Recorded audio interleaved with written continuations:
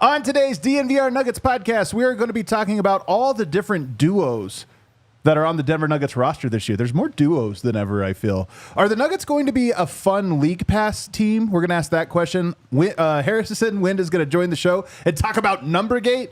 And later on, we're going to have some fun, and Vogt is going to blind rank Nuggets things that might happen this year. All that and more on today's great DNVR Nuggets podcast.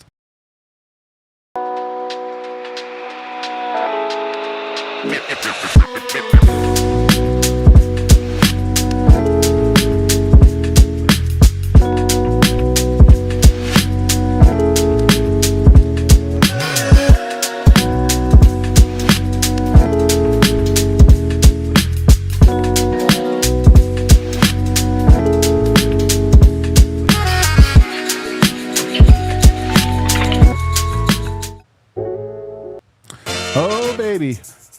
Is there music? I guess that's the one thing we don't hear, the feedback. How crazy. What a day. What is up, everybody? Welcome to the DNVR show. There it is. I like hearing the airphone and the old earbuds. We are in the Toyota Lounge, driven by your Front Range Toyota stores. Toyota, the official vehicle of DNVR. Nice little hump day we got here. Hump Wednesday. I am joined, of course, as I will be all week, by Brendan Vogt. What's up, boss? How are you, man? I have so much energy today. I feel like you on this when you just got back from a vacation, or Tom Cruise when he's on a movie set. Do you want to talk about your calf raises? I know you want to share that with the people. Come on. That's an off-air development. Really? You didn't want to share it? No, I'm not going to make that my brand until it's obvious. Okay. All right. You're going to let it speak for itself. Yeah. We have a great show. I'm really pumped for the rundown. You know, every day I wake up in the morning, and like some people meditate, I just put together the rundown, like have to go deep into myself. When you get a good one, you're like, oh, hell yeah. These are good topics today. Hey, man, we want to do the show every day. It's just you got to think about what the show is, and there's nothing better than having a good feeling about a good show. It's got to manifest itself, but it did today. But we're going to start with some controversy. Uh-oh. I don't know if you've been on the internet, but people are mad. Tried not to be. Yeah. I did notice that, actually. So a couple days back, a week ago or so, our own Harrison Wind reported that Russell Westbrook inquired about getting the number 0 from Christian Brown. You know, didn't end up happening. Russell Westbrook ends up taking number 4. Yeah, it gets aggregated by a bunch of accounts, right? Gets aggregated, kind of becomes this big story, even though to me this is like not a story at all, but it becomes a big story.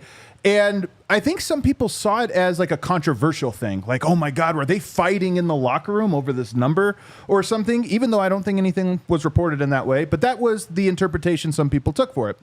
Westbrook goes to Instagram yesterday and puts a statement out that says, let's please leave our young star alone.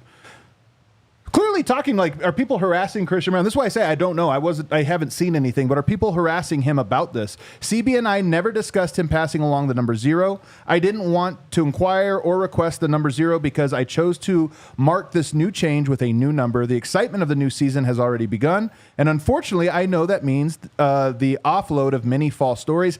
Not today. CB and I are locked in and ready to get things rocking in the Mile High City, the Brody. I love this statement. I think it's actually a really awesome statement. There's a casualty in this statement, and it's our guy. Yeah. But coming out and jumping in front of it for CB, calling him a young star, is actually awesome. Westbrook is different from any other Nugget that we've had come through in that, like, except for maybe Facu, not even kidding. He has his right. He has his own fan base. I want to couch this though, because I want to talk about this, here in a second. It's actually like one of the main talking points here. Just to tie it really quickly to what we were talking about, I appreciated him. I think he realized that. Right. And before there was friction between his people and his new people, right, he stomped it out, and that I can appreciate. But let's bring in now Harrison Wind, who is live from an undisclosed location and currently fielding tweets from an army of people. Wind, how are you doing today, brother? I'm doing great, man. I'm glad you guys have me on here to discuss Torrey Craig and Megan the Stallion. That was good. First of all, can we discuss that? Wild. I mean, this... I don't know if you guys remember, but a few years ago when Torrey Craig was in Denver, he was in a relationship with a reality star on some weird VH1 show. We did it on this show. That's right, yeah. Somehow he's in this circle. I don't know how, but he's in there. It's incredible stuff from Torrey Craig. Shouts to the former Nugget. All right, well, walk us through, man. I mean, there's some confusion. I know people are really upset. I'm curious kind of your perspective here. Yeah, so, I mean, I had heard that, like, he was getting the number 4, like, a long time ago. This was, like, over a month ago, I think, when I heard that when it came out. And I only tweeted something about it because the news came out that Hunter Tyson was switching to 5. You know, he's switching to 5 number, which clears the way for Westbrook to get number 4. And so I tweeted it out, and then, you know, it kind of was sitting there for a couple of days and then caught fire when a lot of people started going after Christian Brown. And look, like you were saying, Vogt, a couple of seconds ago, Russell Westbrook, he comes to Denver with his own fan base, his own army, and I'm really hyped to have all those people watching and rooting for the Nuggets now. But what happened was when I tweeted that, they all went against Christian Brown, and there was a lot of vitriol thrown his way about, like, he should have just given Westbrook the number 0 and yada, yada, yada. And, like, so there's a lot of things going on, but I think the first thing to clear is, like, there's no beef between Russell Westbrook and Christian Brown, and Russell Westbrook said that on his Instagram. Like, there was and never I don't think it was implied in your tweet, to be honest with you. Like, this is a common thing for people just behind the curtain. This is always happens. When a superstar player comes to a team and the number he's always worn is worn by somebody else, it almost always across all sports becomes a discussion of like, hey, man, I've already won this number. And usually it's like a price. Like a new player will come in, especially if it's an established superstar, and will offer money. And there's examples of guys that have offered literally hundreds of thousands of dollars for their jersey number. It gets fun. That's the key. People have fun with this, right? So it's not inherently a conflict. But yeah, it's not a conflict thing. And I didn't read yours, just being somebody that's around locker room. I didn't read the tweet as this implied conflict. It sounds to me like typical, you know, new player comes in and is probably going to inquire to some degree. But of course, Westbrook denies that. You know, looking back, I probably could have chosen my words a little differently in the tweet, but I wasn't trying to start a controversy, or I wasn't trying to hint that there was this beef between those guys. And like Russell Westbrook said, they're cool. Like, there was never even anything there. Like, they're locked in for the season, and I can confirm that as well. So that was the first part of it. I hated, like, seeing how my tweet put a ton of stuff on Christian Brown's plate that shouldn't have been there. Right. Yeah, and that's the thing. Again, this is part of how aggregation work, right? Like, you're telling an anecdote that you've heard from somebody. And by the way, just to kind of clear up, for people that don't know, the new people, Harrison Wind breaks, I would say at this point, a majority of the Denver Nuggets stories. Had the entire offseason, you know, well in advance. Saric, Westbrook, you know, all of these things. It's not because I saw some people like, oh, he's making things up. There are no sources.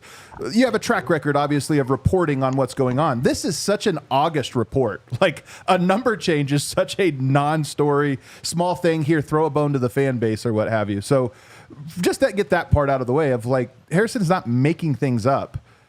You know, he talks to everybody in the organization. Yeah, and the other part of this is, like, I didn't want to say any of this on Twitter before I came on the show because it was a really weird situation with how it happened and how it was told to me. Like, there was a call placed by, you know, somebody I'll call an intermediary to Christian Brown, and he was asked about switching numbers, and he said no. And, like, Russell Westbrook was kind of on that call. But looking back, if I could do it all over again, I'd probably choose my words a little differently. I do think Russell Westbrook came to Denver like thinking he was going to wear number 4. I do think that was definitely the case. But I think like the biggest thing is there's no drama here. It was a pretty standard thing. And I think what Westbrook did was cool. Again, seeing this, no matter how this thing kind of evolved, and now you got people on each side thinking there's a beef and turning it into a beef. I think what Westbrook did was cool of just squashing it immediately, being like, guys, this is a non-story. I'm locked in. Yeah. You know, all those different things. So I actually think it's one of the, and honestly, like, we know Westbrook from other teams and obviously from being a superstar. This is kind of the first interaction of him as a Nugget. And to be honest with you, it's like good leadership. I also just think it's an example right off the bat of how Russ is different in a way that some people were wary of years ago when Denver was trying to build this thing quietly. Right. Like Russ his profile is that of an MVP, even if it was a long time ago. Like, this is a big, big name. And so small stories, including Russ, can become big stories. He's got a lot of fans. We're excited to welcome him to the fan base. And giving Christian some shine is dope. But this is not the same as, like, Torrey Craig can secretly date Megan Thee Stallion. Like, Russ Westbrook can't even place, right. There's just, you don't know. Everything's big. So it's just a different level in terms of player profile. All right. Any other final thoughts? Is this the dumbest August controversy we've ever had? I think it's a classic August controversy. Well, sure. Yeah. I mean, what else are we going to talk about? Hopefully we can talk to Russell Westbrook soon, like maybe next week in Denver. Maybe. Yeah. Yeah, that would be cool. Hopefully we do. All right, Win. Well, thanks for hopping on and talking about this, the dumbest story of August. But I appreciate it. And now hopefully everybody kind of has a little bit more clarity. See you guys. The other thing about this is, and, you know, the NBA cycle, there are people that are locked in after the All-Star break. There are people that are locked in after Christmas. There's people that are locked in from game number 1, people that are locked in from preseason, and then people that are locked in August. And oftentimes, in my experience with the internet, the people that are locked in on August are the most that, like, are looking almost for a controversy and looking to attack. And I honestly think there's some of this. Like, we were talking beforehand, because I don't scroll Twitter. I try not to, like, read my mentions, but I try not to, like, cloud my brain with too much of that stuff, because I honestly think that's what it does.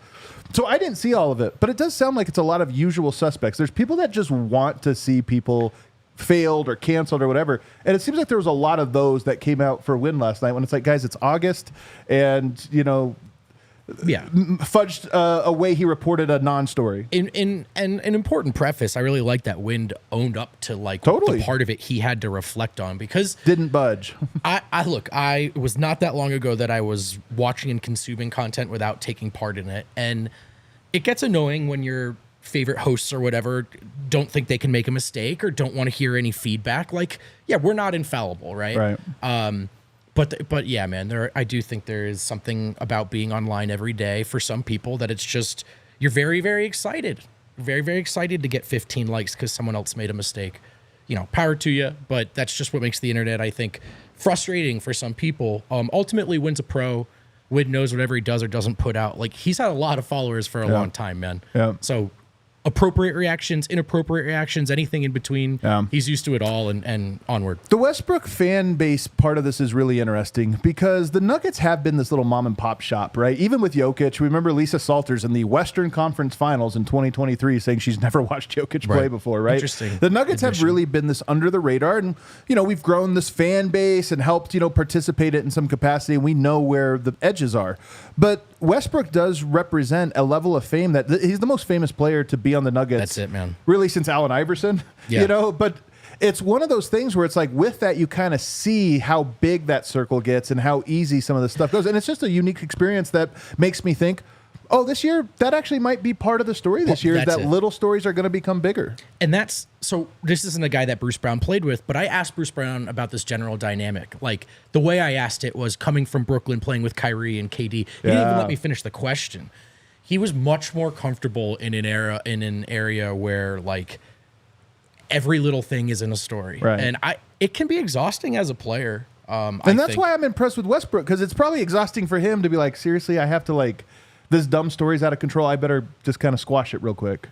Yeah, absolutely. I think that was Russ understanding that he has a base. And so I actually really appreciated the statement, even if Wind in his reporting was a casualty online for it. I understood what he was doing by it. So it does make me wonder, though, like, are the Nuggets just going to be significantly more, like, the Nuggets have been out of the gossip meal, you know, that's it, man. Sometimes things have happened in Denver. You're like, wow, this would be a big story, and nobody reports on it. And then outside of Denver, and you're like, this didn't get aggregated, and you wonder why. Now it feels like everything's going to get aggregated. Are the Denver Nuggets in the club now because Russell Westbrook's here? Are they part of it? For better or worse, it might be the case. All right, let's move on to the other side. I want to talk about actual basketball, including more Russell Westbrook, because as I was putting together the duos I'm most intrigued to see, Westbrook's involved with half of them. It's Westbrook and to a lot of these that I'm very excited to talk about. So we're going to break that down on the other side. Dude, You'll never get it. So glad you mentioned good pairings, because My top pairings list is like a top 10. Miller Lite and blank, Miller Lite and blank, Miller Lite and blank, Miller Lite and blank. A shower, camping, yard work. Nuggets wins, Nuggets losses. So true. Off-season shows. We love Miller Lite. Why? Because if it ain't broke, don't fix it. A lot's changed over the years. One thing that hasn't, the great taste of Miller Lite. The original, the first light beer. Many have tried, many have failed to emulate what Miller Lite perfected a long, long time ago. Sometimes the sun hits you, it's happy hour, and you just want a cold brew. Unfortunately, sometimes you also don't want to feel like you're dying after you drank the brew. That's where light beers come into play. That's where Miller Lite has 2 feet firmly on the corner. Times change, but you can always enjoy the great taste of Miller Lite. Taste like Miller Lite. To get Miller Lite right to your door, visit MillerLite.com/DNVR. Or you can find it, in beer stores. Anywhere you've ever gone to buy beer, you've seen Miller Lite. That hasn't changed because, again, they're the OGs. Anywhere that sells beer. Celebrate responsibly. Miller Brewing Company, Milwaukee, Wisconsin. 96 calories per 12 ounces. What a almost healthy treat. I'm not going to call it healthy, but it could be worse. Almost. Man, I love Bet365 where it's never ordinary. A lot of basketball bets that can be placed year-round. NBA, WNBA, Olympics, international basketball, if that's what you're into. It doesn't even have to just be basketball. We know college football is back. NFL is right around the corner. A lot of sports hype in the air right now. If you want skin in the game outside of your favorite teams, or you even just want to back your favorite teams, you can do it with Bet365, where they don't do ordinary. They believe every sport should be epic. And right now, new customers can choose between 2 offers when they open an account at Bet365. Use the code DNVR365 to sign up, deposit $10, then comes your choice. The bet and get offer, place a bet of $5 or more, get $150 in bonus bets. Or first bet safety net offer by placing a bet up to $1,000. And if your qualifying bet loses, you receive a matched refund in bonus bets. You have to be 21 or older and physically located in Colorado. Please gamble responsibly. If you or someone you know has a gambling problem and wants help, call or text 1-800-GAMBLER. All right, we are back here, segment 2. Throw us a like if you're new to the show. Hit that subscribe button. We do this 5 times a day. We do it pre and post game for all Nuggets games. This is the place to be. I want to go through some of the duos now. And I know we have some graphics. Most interesting Denver Nuggets duos. I did put these in an order of what I found to be most interesting. But I'll be honest, after the top 3, they're all kind of equally interesting in their own way. Okay. But we're going to start with, what do you think is the most interesting duo on the Nuggets? Well, I could big brain this because you said interesting. Yeah. But I'm going to lay it up and say Jokic and Murray. You know what? That's what I had number 1 as well. Peanut butter and jelly. I think it might be the best duo in the entire NBA. It's certainly in that conversation. Right. At their apex, they're an unstoppable dancing pair. And we'd be well to remember that. I hope that, and then there's a chance that this is the best era or regular season of the Jokic Murray era. I would love for that to be the case. It's hard to say it'll be better than what we saw in 2023 because for at least the last 10 games, it was near perfect. You remember Denver went 10-1 to close out the playoffs? Oh, yeah, that's right. They won the last 2 against the Suns, swept the Lakers, and then went 4-1 against the Heat. So they do that. We don't even have to spend that much time on it. Jokic and Murray are the number 1 duo. But number 2 gets interesting. What to you do you consider like this could be both interesting and sort of like most important, I guess? Some mixture of that. All right. Aaron Gordon and Jokic, because it's Kale. What do you know? You know what this is about? A good friend of the show once called it the finale oop, which is a nice way to succinctly articulate a connection between 2 players. What you want to? That one's mine. Go ahead, cook. No, I said finale. This one's mine. Oh, that was yours. Yeah. Well, you said good friend of the show. Well, technically, technically true. Technically, you're on some other shows too, man. So I'm just kidding. That's true. No, it's like, but it's a connection that, much like Murray and Jokic, is like organically part of the 5-man offense and what they try to do best. And one of the best mind melds. I mean, Murray and Jokic obviously do more. It's more intricate and this or that. But it feels like Aaron Gordon, and I remember this from when he first arrived in Denver, it wasn't natural. There were moments. I specifically remember a preseason game in 2022 So after he'd already been here for a little bit, where they run that 5-4 pick and roll where Yoke's the ball handler, he sets the screen and rolls, and Yoke jumps and throws it to where Aaron Gordon should have rolled. Aaron Gordon didn't realize it, and Yoke's like furious. He does this thing. But now that never happens. Those two share a brain. They know exactly what they're doing, and 1,000%. It's, I think, the second most interesting and important duo. So the finale Oop, I think, is the easiest reference. What I actually think of most in terms of their growing dynamic is like the increasingly common give and goes of the 2 to 3 to 4 sometimes pass variety. AG's a good passer, man. And he's just figured out, and that's not just good passing. That's like, oh, this is what Yoke wants to do. Like, this is how Yoke sees it. Like 1, 2, 3, and just that stuff that, like, he is a guy that did back in the day like to dribble, and he has minimized that in favor of what I think is more efficient basketball. The number 3, though, one is where it gets really interesting. So what would you say now is the one you're most interested in part because you think it'll be the most important? Okay, so naturally in the pecking order of names, it seems like Porter should be coming up. The thing is, not really a two-man game there. Name a Porter duo. I know. Would love one, but name one. I think I have some on the list because they might be arriving. But, But you're right. There's not really a Jokic-Porter two-man game. I mean, there's little things they do, but not a ton of two-man action. Hopefully this year. I mean, it is possible. We'll get to it maybe later. Are you seeing... Oh, this wouldn't be your most interesting, but I'm going to toss it out there. What about Christian Brown and Jokic? I had this one on the list. We can go to it next. It was my number 5. Okay. And the reason is because, like Michael Porter, I'm not sure how much they're going to go to this. Sure. I think your two-man game is Jokic Murray. Your third wheel of that is Aaron Gordon. And Michael Porter and Christian Brown are floor spacers. But I will say this. Brown is not just a pure floor spacer, and you probably do need to include him in something. I would love if we have definitive things that we look to and go, yeah, that's it. Like we talk about the finale oop or that playing the dunker, the 5-4 pick and roll with Aaron Gordon. If there were 3 or 4 things that we point to and are like, oh man, that's classic Jokic and Christian playing their game. It can be some of the old Gary Harris stuff. Not as much on ball, but like cutting. Oh, you're right. Dude, I'm telling you, this is where it comes back. Okay, who am I kidding? It's going to be a Westbrook pairing. Let's go Jokic and Russ. Jokic and Russ was my number 3. And I honestly think this is... Now, I don't know if it's going to be the third most impactful. I don't know. It's probably number 1 most interesting this year, though. Yeah. And I'm telling you, my number 1 storyline for this season, if I could pick a storyline to happen, Westbrook having a renaissance in Denver, winning a chip, but also doing it because of the chemistry he has, both on and off the court with Jokic, to me would be incredible.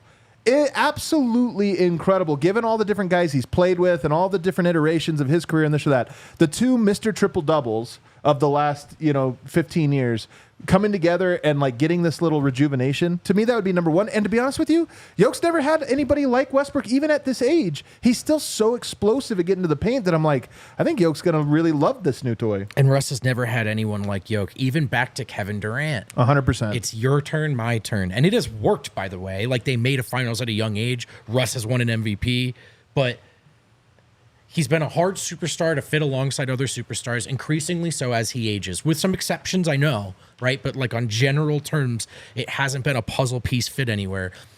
Russ is a point guard. Jokic is a center. Jokic is a center that makes point guards better, perhaps more so than any center that's ever played the game. Yeah. Can they find a connection? If they do, this is a really nice minimum signing. It would be, and it also on top of that, it'd be really fun. This is a duo that would like be exciting if it were to pop off. Yeah. It'd be like, oh my God, there's highlights everywhere. And by the way, the other thing, we always think about Jokic's going to make Westbrook's life easier, because of how he drags the big out, because of how well he passed and how well he just has every skill so he can mold his game to the skill set required for the two-man game. But I think that there is at least hope, and Russ is going to have to finish at the rim better than he has over the last few years. It's the big, to me, X factor of this pairing. Agreed. But if he does, if like this is a chemistry that's really working, Russ is really, really, really good at the pocket pass. Yeah. And we know that if you hit Jokic at the pocket pass from the floater zone, best of all time. Yeah. Not best of right now, best of all time at that little 8-foot floater. So if Russ, and again, I think defenses are going to sag off and kind of dare him to make semi-contested layups, and he hasn't been great at those. But if he is able to hit those, I think it's going to open up those pocket passes, and you could see a scenario where it's Jokic to Westbrook, Westbrook to Jokic, Jokic to Westbrook, Westbrook. And it's just like it's paper, rock, scissors where the team, there's nothing you do. Denver has the secondary punch to it. Yeah, with Jokic cleaning up misses at the rim, although Jokic helps in that regard too. That's actually another sneaky He's thing a really here. good garbage man. If Jokic's you a really good garbage even if man. you just make it too hard on Westbrook and he misses and he should have finished it, but you had to extend to get it, Jokic's the best at that. There's a Nugget that figured this out. Do you know who I'm thinking of? That figured out how to just throw it at the rim. Is it Christian? Will Barton. Oh, Will Barton. Well, No, I'm not talking jumpers. No. No, I'm no, I know, talking at the rim. Just put it on the rim. contested layups at the rim. Jokic's there. yeah. I'm just if the pass isn't there, just put it on the rim. get it off the glass on the rim. We've got a chance. Yeah. And This is a great take, by the way. I love this one. Jokic offensive rebounds up. What I hope is in the non-Jokic minutes that the drives turn into kickouts, but we'll see. Yeah. Okay. All right. So we have 1, 2, 3, and 5. You don't have my number 4. But you can guess. What is yours? I mean, they'll all be on my list. What's the next most interesting pairing? Well, I mean, you know me. I want to know if there is a Porter pairing. yeah. It's not going to be Jokic or Murray, so I would go back to Westbrook. To me, this is one of the things that's so exciting. And this is the thing that I wish I had more, belief that Michael Malone was going to actually try this, because I don't know if this is so much about Michael Malone and if this is something that he is interested in. But to me, a Michael Porter stagger with the bench, give Westbrook, Strawther, and Porter two just dead-eye knockdown shooter spacing. If Russ can get to the paint, which his whole career he's been able to do, that kick-out pass becomes deadly. And nobody has really unlocked Michael Porter. Obviously Jokic unlocks everybody. There's this or that. But to your point, there hasn't been a two-man game. It would be awesome if we were looking at it like, what are the best two-man pairings on the Nuggets this year? Westbrook and Porter? You put those guys together, it's a 120 offensive rating? Oh, man. That would actually make a lot of things easier for Denver. If you're just... The whole year easier. Yeah, Porter staggers. We love it. Boom. And it works. And Porter stays in rhythm, by the way. Oh, come on now. So that one to me is a big one. I just don't know if, we're going to see a lot of it. Sure. And especially, you take Murray and Jokic off. Now Porter gets elevated. Westbrook gets elevated in their assignments. And if that works, to me, at this stage, it's my number 4, even though I'm not sure it's likely. If it does hit, it's going to be the biggest vibe of the entire season. You're right, dude. That would be such It would be a the number vibe. 1. Honestly, it would be the best vibe of the whole season is like Murray and Jokic, Westbrook and Porter. And then then everything comes together at the end. Russ getting hyped at an MPJ 3 in Ball Arena. Oh, dude. Well, you saw the Terrence Mann. Did you see the Terrence Mann thing from Instagram? Or no, he was interviewed by Law Murray. Okay. And he was shout out asked Law. about, what are you going to miss most about Russ? And he was like, I'm just going to miss him hyping us up on the court, man. I love celebrating with him after we did something. Like, he was the guy. And I'm sitting there going, I feel that. You know what I mean? Sometimes you just miss the guy that makes the good things feel better. Dude, 100. Bruce Brown had a lot of that, too. It wasn't just on court. It was like... He's like, yeah, and we're gonna bully D'Lo too. Yeah. It was awesome. That's D-line for us. We need D-line here to come that is up exactly the vibes. D-line. All right, number 6. Do you have now you can just throw them out. Like I said, these are all kind I'm of gonna the same. just throw a name out there. Go for it. How does Dario Saric factor into your outlook? So who would be the most interesting pairing for you? Well, okay, so there's two. Well, which point guard is he gonna play with? Yeah. Is it Jamal or is it Russ? Probably both. Probably both. So which one of those are you most sort of intrigued at as a duo of sorts? I'm gonna say Jamal and Saric. Okay. Because I'm curious if Murray, again, I know Saric is not a world beater by any means. He is a big with some skill. Yeah. So can Murray figure something out with him? So it's not just like, dribble, dribble, dribble, screen, I'm off the ball, or here's a contested step back. Can they, it's not gonna be a Jokic Murray two-man game, but can they find some kind of connection? Can they play some kind of half-court offense that looks like coaching has been involved? So I think I'm actually more interested in the Westbrook-Saric combo. Okay. And I do agree with you that just giving Murray another guy that can run DHOs and play similar style hopefully makes him more aggressive if he does stagger in those minutes. But I have a feeling these two are going to share the court more. And I'll be honest, I'm worried about this duo. I don't know if it's a good one. I don't know that it's a bad one. A Russ Saric one? Yeah, you bring Saric in, it's like, okay, I like that. He does some stuff that Jokic does. But Westbrook is such a curveball. One that I think Jokic can figure out, but one I'm not sure Saric can figure out. Does Saric end up becoming just a pick and pop shooter? He's not that great at that skill. So I'm curious about this one, but I'm also more uncertain, I would say, concerned. It does feel like there's a fly, man. This is terrible. It does feel like there's going to be... All right, so the question of will Russ change the dynamic of the bench? Maybe, but... Yes. But the... Not even maybe. Okay, yes. But the identity, right? So I'm curious about one thing. Russ is probably going to do a lot of freestyling, man, when Jokic's not on the floor. So I don't know if it's going to be the three of us figured this out. I go here, you go there. This is our bread and butter. So much as it's going to be like madness in transition, maybe. Right. So that's a fair counter. The flip side of this is, while I think like Peyton or Strawther popping would make us feel maybe even better about the playoffs or the future, you want to talk about just navigating this 82-game season without having to do too much juggling between we want to win these games, but we don't want to kill ourselves. I think production from the backup 1 and 5 would change their lives in just that regard. Do they need it to win a lot of games? No. Do they need it to win a lot of games and not overextend themselves? Yes. Right. So if those two can figure something out, it will change life in Denver. Westbrook and Strawther was number 6 for me, and this is because Strawther is going to be such an important player, I think, for the Nuggets. And I think Strawther might be, next to Mike, who I'm not sure is going to stagger, might be the most important player to handcuff to him. So I think they're going to share the court a lot. And what makes this duo interesting is not because I think it'll be the most impactful, but because so much rests on the shoulders of Strawther, and Westbrook is going to, one of his jobs will be to make life easier for him. So, like, we need Strawther. The Nuggets fans need Strawther to elevate to being this playoff caliber rotation player, and Westbrook's going to have to really help to get him there. And on top of that, like with Mike, you hope for a lot of kickouts, just a lot of collapsing the defense and finding him. And, you know, like if I said Strawther's number 1 assist network, like where's it coming from? It's possible that it's Westbrook just because of where the minutes are going to be. He needs to have that option. He needs to have a shooter to kick out to. He still gets to the rim really well. Doesn't finish really well. Yeah. Gets to the rim really well. Is Julian, when I just say the word shooter, not even specific, is it Porter 1, Strawther 2 for you? Murray's got to be in the conversation. Murray and Jokic, yeah, okay. No, Murray to me, and I'd say MPJ 1, Murray 2. Okay. Strawther 3, Strawther maybe. 3, yeah. Yeah. I almost think of Murray as like a star, but yes. Yeah. So Strawther is that next guy up as far as like some dynamicism? Dynamism. Dynamism? I don't know.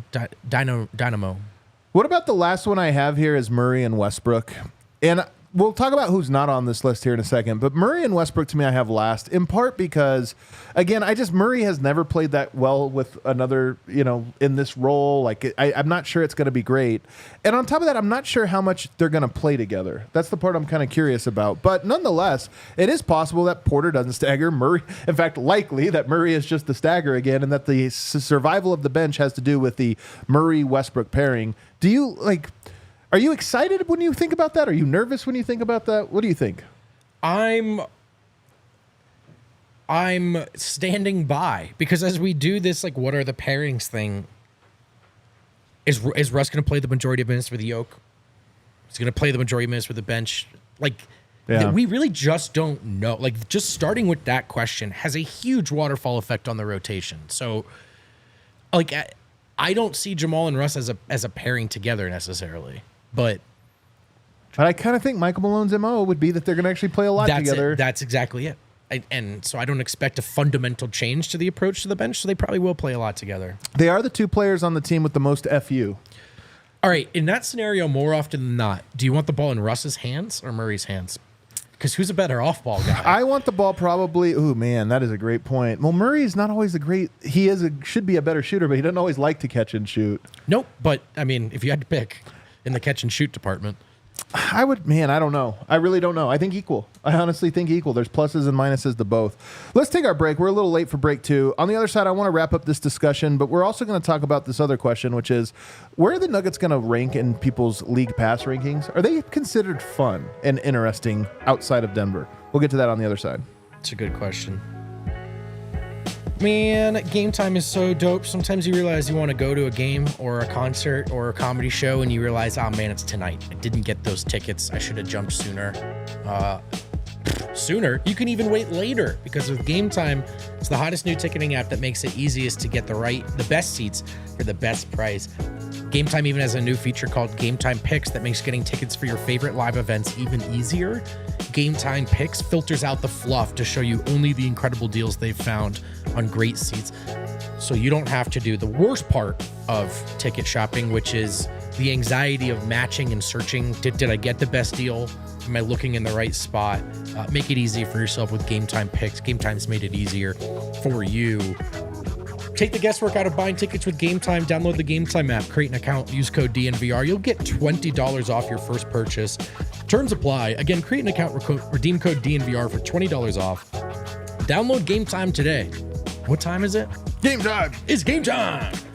And FOCO is a leading manufacturer of sports and entertainment merchandise with a product line that includes apparel, accessories, toys, collectibles, novelty items, and more. There's officially licensed gear for all sports and fandoms. A big part of how we fill out our sets here at DNVR can be a big part of how you fill out your man or woman cave, or whatever you call it, wherever you hunker down and watch sports and build your shrines. Get it done with FOCO. FOCO always has our back for Colorado sports. They have yours too. Get the best gear around by using the link in our description. For all non-presale items, use the promo code DNVR10 for 10% off. Oh man, you know what? Oso Blanco is right. Yeah, I was going to call you out for that. Actually, he is right. That I was going to call his. you out for that. That's a great. Hey, you should point it out, man. You know how my memory works. I couldn't remember who it was. Shout out the Oso Blanco. It was his. The finale oop was his. I give you props for that. You don't have to pull out receipts. That is right. All right. Wrapping up the duos discussion, a player we did not mention in this was Peyton Watson. You know, we referenced Michael Porter and this or that. And Peyton Watson, while obviously a player we all love and I think is going to be really good, it has nothing to do with his value. I'm just not sure he's going to be a player that has a two-man game with someone. I don't know if there's going to be a Yoke Peyton two-man game, although it's possible. I think that's by far the most likely. But even when you think of Russ, like defensively, there's some stuff they can do. But I don't know. Is he a guy that you see a duo with somebody? Not necessarily. No, and that's part of why. Like, there are some things that just make a lot of sense on an immediate level when you look at the rotation. And, like, Peyton playing makes sense because he's very good. And he's part of the future. But it's not necessarily, like, this perfect end-to-end fit in a puzzle either. Like, all right, let me throw a question back at you. Can I be in on Peyton Watson and be selling that he has some, like, huge leap this year? Is that reasonable? You're selling it? No, like I'm in on Peyton Watson, but I don't think it's going to be like a Peyton Watson standout year this year. Yeah, I think he's going to be majorly impactful defensively and more consistent than last year. But I've said this on the show before. I think year 3 for him, or really it'll be 4 because of the redshirt year, but meaning next season, not this one, will be the year where he gets to expand his game a little bit more. I think this one might be more of a solidifying what you do well, which is defend, block shots, protect the rim. And I think he's going to have an elevated importance in all of those things. But I don't know that the ball handling and shot are going to manifest now. And for a two-man game, you have to have something, right? You got to have some piece of that. And I just don't know if it'll be there this year. Good thought. So that's the only guy. I don't know if there's another duo. If there is, let us know in the comments. We'll check those out here in a little bit. But now you get to the question of, you know, it's about that time where you start thinking about league pass rankings, who are going to be the most fun teams. But before we get there, I'm just curious. Last year, I don't think was the most fun Nuggets team, but maybe that was just our own perception. I mean, I'm, coming off a championship, the regular season may be less fun, what have you. But I also just think there are storylines that a team enters the season with that are more or less fun. I think the Nuggets have some fun ones, although they could go south. They could go south. Russell Westbrook, Christian Brown, Peyton Watson, Julian Strawther. So I think there's definite intrigue and upside for it. But do you think the Nuggets are going to be fun, like objectively fun, where people are like, man, that's one of the funnest teams to watch? Well, people say they're not even when they are. So that's a tough place to start. I think this year has the chance to be way more fun. I think last year had just this weird feeling to it, and the Westbrook thing could go south, but it could bring a little more of the Bruce Brown energy, the Hunter Hunted thing, which everyone's tired of, but I kind of think is real. Like, will we see the Denver Nuggets play with a little more joy and hunger this year? I'm going to say yes, man. Right. I'm going to say yes. They have more to prove. If CB hits, and I know that that's an if for a lot of people, and they hated watching KCP walk. By the way, I did too. But if CB hits, you're starting to drink the Kool-Aid again, man. It's going to get fun. It's a young guy. It's a homegrown guy. It's Project Dynasty. It's all those things. So I think they have a chance to be, but a lot of that is contingent upon Russ now that I talk about it. I think for our personal perspectives, I do not think they're going to be the 15th most interesting team this year. I think they're going to be top 5, or they're going to be like bottom 10. Meaning, if Westbrook does work out in Denver, I think they immediately become a top 5 team. It's like, okay, you added a Westbrook dynamic to an already fun style of play with Joker. If Murray's playing well, top 5 most entertaining team. But if things are rusty, if things are a little rough, the offense, they can't shoot, things get a little clogged. Denver doesn't generate a lot of steals. One thing I've been thinking about a lot lately, Christian Brown doesn't get steals. Peyton Watson doesn't get steals. Denver as a team is not going to generate, I think, a lot of steals. And steals are often where you get the most entertaining, like a steal, fast break, dunk, I just don't know if Denver's going to get a lot of those. So I think there's a world where they're actually a little bit less fun than past two outside of Denver. We're, of course, going to love them. But outside of Denver, I think there's a chance. But with that being said, give me your top 5 league pass teams. Okay, can I? And we'll cross-reference because I have a list as well, so we'll see who has the same numbers. See which ones we're saying. I have a starting point for this. Do we believe teams can be too good to be league pass teams? No.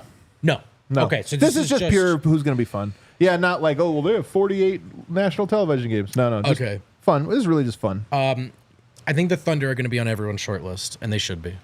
They're not on my list. And I'm a hater. And I'm going to tell you this. The Boston Celtics aren't either. I don't like the drive... everybody on the team just drives to the hoop every time, spread it out, dribble drive. I actually find the Thunder, I find them really talented, really, no knock on them. I think they're the favorites in the West, but I think their style is boring. They generate a lot of fouls, they spread it out, and they draw fouls in the most boring way. Drive, bump into a guy, throw it up. So, but they do have they're good defensively. It's going to be a slog. And they like playing. They have that young, we like they do playing have energy. Together thing. They have energy. They're a league pass team that also is already good. Yeah. So that's I hate foul drawing, though. The teams that shoot a lot of free throws, I'm like, dude, same as Celtics. It's a good counter, bro. It's a good counter. So not on my list. I did have the Celtics on my list. Did you really? But Kel, what's going on? I have to put the Celtics on my list. Kel, hold on. Turvy day. I don't know what's going on. He said the most one of the most fun teams, right? We're on the list of funnest teams. Yeah, and does Jason Tatum still play for the Celtics? How much fun are you going to have watching the Celtics this year? No. Here's what happens. If I don't put them on my league pass team on this show, I'm lying to you guys. Okay. Because you are watching them. I watch a lot of Celtics games. Boston, like OKC, two teams I just don't like that style, man. I just feel like you could change the rule book a little bit to be like, yeah, we are not calling these obvious fouls. And half of these teams would lose a big part of their arsenal. This is kind of how I felt about Team USA. They were amazing and one of the best things, but they did just everybody on that team could drive and then kick out to a 40% 3-point shooter at any moment. And it kind of got boring. I don't know. LeBron and Steph, man, to me are peak entertainment, so I can't hate on it. All right, who else you got? So far, we don't have a lineup. And I'll tell you, this is one of the things as I was putting my list together, I was kind of there's not a consensus funnest team like it used to be the Warriors. No. All right. For an attempt to get on the same page with you. Yeah, let's try. Let's swing all the way to the other end of the standings. Okay. Because there's one team that's going to be really bad, but we probably shouldn't miss too many games. Okay. San Antonio Spurs. I had them number 3 on my list. You got Wembanyama in year 2. He's pretty entertaining to watch. He's going to be obviously a monster. But you give him Chris Paul, it's actually kind of an interesting pairing. Dude, it's you get Stephen Castle. You get some interesting youngsters. You can find the Spurs to be a mess and also very bad and still want to watch Wemby. It's not... And I know some people are maybe already Wemby fatigued, but he is fun to watch. But also 5x5s, crazy stats. He's going to have some crazy outlier where he only had 10 blocks and 9 steals. You're like, wow, that's crazy. Yeah. I have another one. Okay. They're getting better. So they're several tiers above the Spurs, I think.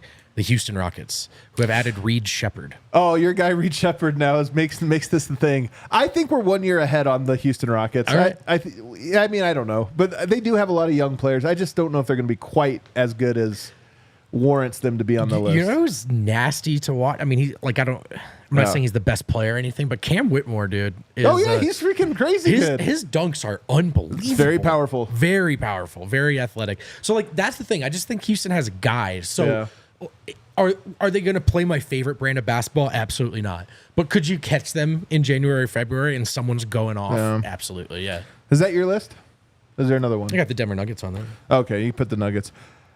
So putting together this list, man, I discovered 2 things. I don't think any of the teams are jump out at you super fun. And the ones that are the most fun, I hate. It was a real drag putting this list together. Number 1, I had the Knicks. You've got the Nova Knicks thing going. Man. It's true. They have that energy. They're a fun team. They bring it every night. They never take a night off. The bench never plays, so you get them for 48 minutes. I think that's a cool buddies moving in together. They were somewhere in my list as well. They play a good brand of basketball, even though it is a little rugged, and I think they're going to miss Hartenstein. Number 2, I hate this. The Dallas Mavericks, I'm actually pretty intrigued with Klay Thompson. It's intriguing when a player who has been at one place leaves kind of on mad, sad terms. They might be a disaster, but Kyrie, when he's on, is insane. Luka's on every single night, and now you add Klay Thompson. I actually think they're kind of compelling. inarguable. They're interesting. That watching either Kyrie or Luka cook, and now you had the Clay component. And Lively, a second-year player, like he should be good. I had 3 San Antonio. I didn't put Denver on just because I was going to keep him off. Yeah, sure. Whatever. Number 4, Philadelphia. I'm actually intrigued by. Now I will regret this the first time Joel Embiid has 20 free throws. Yeah, yeah, he is not happy about this one. But I'm intrigued. Paul George. This team should be amazing. Just this comment, because this guy called it 5 minutes ago. Yeah, he did call it 5 minutes ago. He did. You guys have to understand I'm doing something here. You guys see what I'm doing? Yeah, we can tell. There's no way they can lose with how much talent they have. Like, they're going to be so entertaining when they spread the ball around to everyone, not just Joel Embiid foul baiting and shooting every time, but really playing team ball and working with everyone. I love to see all the branding and get really excited for a big Eastern Conference matchup. Yeah. And it's on ESPN, and then the Sixers make you want to bash your head against the wall till I just can't wait. I'm telling you, the Eastern Conference Finals next year are going to be great with Philly.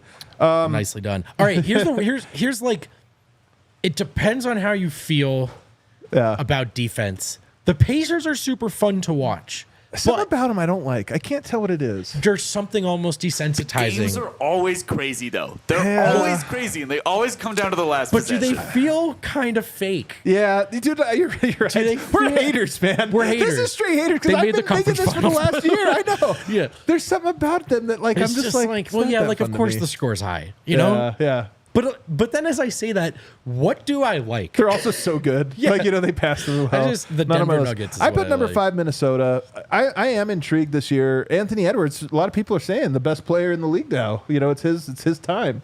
So I'm curious to see if he can make that leap. I mean, Minnesota's fine, dude. They're fun to watch. Rob Dillingham, I'm kind of interested to see how much he plays.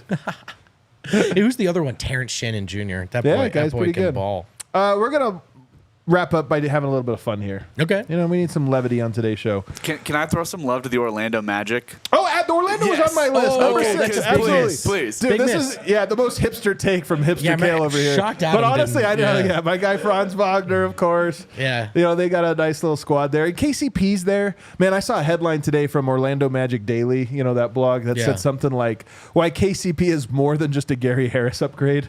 And I was like, this is hell. Huh. It's like a weird House of Mirrors thing. You know going what, on though? there. What if Gary Harris crawled so KCP could walk, so that Christian Brown could run?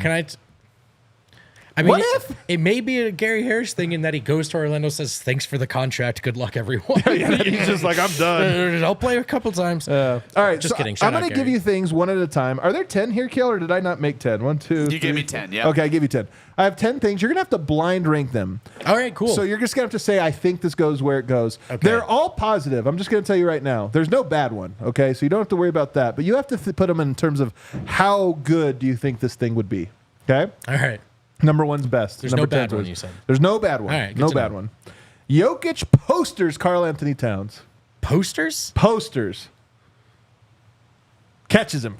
Thanks for Off the backboard. You've got 10 spots, so you can put I have it. 10 Yeah, you have 10 spots. spots. You have not 10 5. spots. So does this feel like a thing that you're like, man, that feels I'm rad? gonna give that like 9. I think that's a great call there. I think that's a great call. A Jamal Murray 50-point game. Man, we need it right now. I thought it would feel so amazing, especially if it happened early. But I'm ready for this. I don't know how high this goes, right? So I got to be careful. But how does that feel like? If I just told you Murray 50-point game, are you done? You ready? Give it put it at 3. Number 3, Murray 50-point game. I'd go higher, but I don't know if he has like title in here. You know what I mean? All right. Michael Porter Jr. wins Western Conference Player of the Week. Not the month, just put the week. You have to be pretty good to get Player of the Week. Like, to get that, what are we talking here? Where'd I put Cat? 9. You put it 9. I'll put Porter at 8. No way! Player of the week? Player This of the is the Week? upset of the century. This is insane. First of all, to get Player of the Week, he probably had to average 30 plus a game. So that's like 3 or 4 games where he was over 30. Oh, they gave him the ball? Just kidding. So this is this is like Maybe 2 he's shooting games. 80% for not 2 games. This is 3 or 4 games. 3 games. Really? To me, this one would have been way higher, and I'm shocked, Kale. I don't know what's going on today. And he gave love to the Boston Celtics. I did not give love to them. What is going on? He said it's his favorite team to watch. I did not give love to them. He said he watches them every night. That is true. Nuggets sweep the Lakers again. Again? All right, solely because something super dope could be here, it's 2. It's 2. Okay. This one would be pretty awesome. If you sweep the Lakers again, oh my God, it would be incredible. 3 years, basically. Nuggets win exactly 55 games. This one feels like, I don't know if they're going to get to 55, especially in this loaded West. That's probably a 2 seed. Would you just take that? Is that a thing you would just kind of take? I'll give that. What did I put Porter at? 7? Yeah. I can't switch, right? No. That's the point? That's the whole point. Are we sure this is the real vote? 55. 55 wins. Let's go 6. I think that's pretty good. What's the over-under, like 52? Yeah, 51 and a half, I think. Westbrook and Jokic get triple doubles in the same game. Oh, dude, scroll up. Oh man, this would be same so game, good. double triple doubles. Westbrook and Jokic celebrating with each other. Oh, there could be an MVP here though somewhere. It's either 4 or 1 but it's not 1. But so it's 4 or 5. But MVP and title could still be on the board. Let's go 5. Let's go 5. Jokic and Westbrook triple doubles. All right, number 5. The next one I have, a Peyton Watson. Oh, I'm sorry. Nuggets start the year on a 10-game win streak. Start the year. Start the year on a 10-game win streak. You streak. imagine how good the vibes would be right out the gate? 10 games, 10-0. Do I have 6 available? You're good. No, you're good. We're doing it live, Kale. That's our thing. It's either 6 or 4, I think. There you go. Oh, there you go, Kale. So you have 1, 4, and 6 remaining. Is that correct? I think that sounds right. Okay. So where do you want to put it? 10-game win streak to start. Let's go. But I only have 2 left. Oh, you have 10. 10 is still up there. 7 still up there. 7. Let's say 7. It would be super, super hype, but it doesn't guarantee anything about the rest of the season. I think it guarantees that you're going to have a good record. Like, if you start the game 10-0, you really only need like a 46-win pace the rest of the way. Yeah. To be incredible. I want to switch that with the other one, but I can't. But you can't. That's the game. Peyton Watson 5x5. This has only happened 22 times in NBA history. 10. You just don't care. It's like a cool novelty. No, I mean, it'd be awesome, but... All right, you're just not that into this. P-Watt 5x5. All right, I thought that one might move the needle a little more. By the way, Peyton Watson doesn't get steals. His career high, 2, I believe.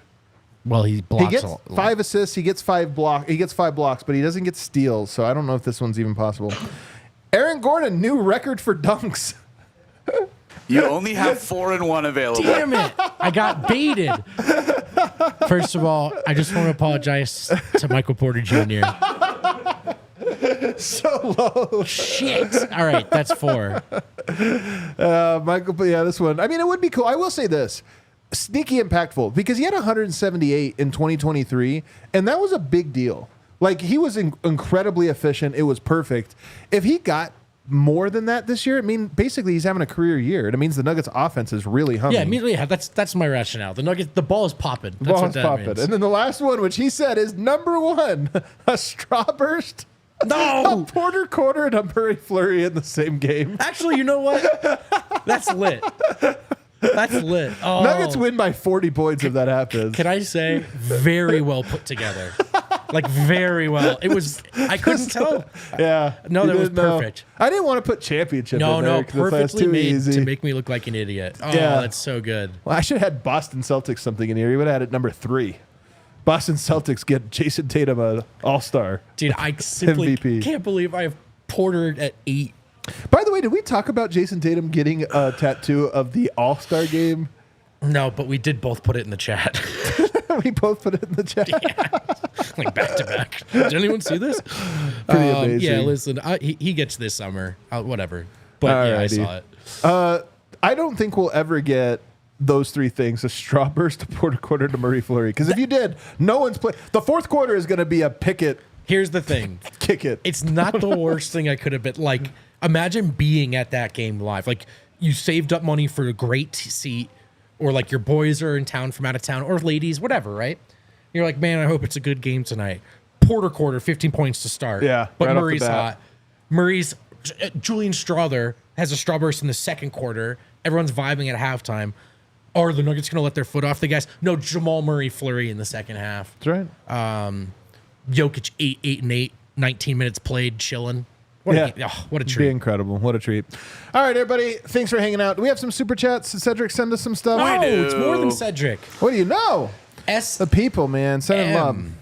Hey guys, thank you for your podcast and for supporting Team Serbia. We are cheering for Denver, and you are welcome to our country anytime. Hell yeah. Thank you, sir. We got to make it back, man. Thank you, Brate. Yeah, we missed your I'm country, missing it. actually. 2 years ago. 2 years ago. Almost to the date. The exquisite Nugget. If Russ and Yoke over Maul and Yoke, trade Jamal. Miss you, Eric. Well, yes, if. Guys, we're all Jamal Murray fans now. Everybody come back. We got a month to media day. Circle back. Circle back. It's all been expressed. It's all been expressed. We let it out. Sam, something I've wondered for years. Why does Yoke wear compression pants during NBA games, but not for international games? Brother, I haven't the faintest clue. This is also a type of thing. Like, some people are good. Harrison Wynn, very good at observing these types of things. He notices. I never noticed that. I wouldn't be able to notice that ever. Yoke wears compression pants? Not even a thing I realized. What else? Bubbles buzzer beater. Neither Tory, Meg Thee Stallion, has dated can shoot. There's a what? Meg Thee Stallion got shot joke in there. Oh, neither Tory, because the other guy that shot her is named Tory. Tory got Lanez. Sorry, dude. That was on me. Good joke. 55555 ish. I really hope Malone experiments a lot with the rotations and lineups this upcoming season. I think there is so much untapped potential. Also, random shout out to Indeed for finding me my new job. Hell yeah. Hell yeah, dude. Clip that one, Kill. Is that the last one? That's all right, everybody. Thanks for hanging out with us on a Wednesday, on a hump day. Do us a favor, man. Hit that like button. We're back tomorrow for a Thursday show. We'll see you on the other side. Y'all silly like the mayor.